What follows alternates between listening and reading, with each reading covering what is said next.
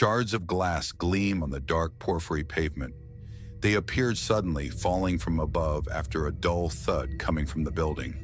Passers-by freeze, lift their eyes, trying to understand where that rain of crystals is coming from. There is no wind, no storm, only glass shattering onto the square, announcing something no one yet dares to imagine. It is December 12th, 1969, a Friday. The National Bank of Agriculture in Piazza Fontana is crowded, as it always is on market days. Farmers, employees, small savers, an orderly bustle of voices, footsteps, documents to sign. Milan rushes forward without suspicion.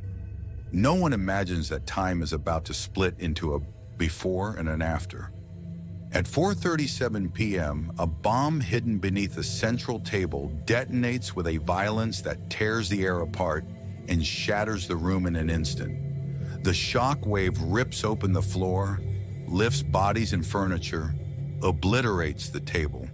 The windows burst outward, projecting onto the square that same hail of glass the passers-by are still staring at in disbelief. Inside for a moment, total silence. Then come the smoke, the screams, the dust. The once bright hall becomes a crater of rubble. The toll will be terrible. 17 dead, 88 injured. Outside for long seconds, no one can make sense of what has happened.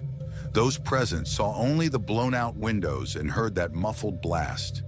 The testimonies collected by newspapers in the following hours all recount the same thing. A noise, like thunder inside a building, followed by the collapse of the glass facade. Some run toward the entrance, others remain motionless. Milan stands still, stunned. While Piazza Fontana is engulfed in chaos, something happens in Rome that casts an even darker shadow. Almost at the same moment, bombs explode at the Altare della Patria and the National Bank of Labor. Another bomb at the Commercial Bank of Italy fails to detonate. Within minutes, Italy understands. This is no accident, it is an attack.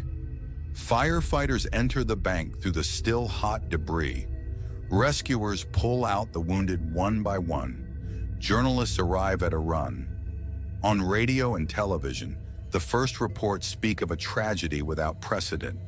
Milan appears unrecognizable, as if the city had lost its very identity in a single instant.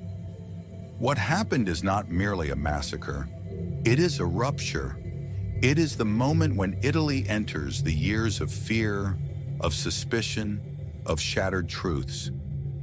Everything begins here, with a blast inside a bank and a rain of glass falling onto Piazza Fontana, marking the start of a story no one ever wanted to tell.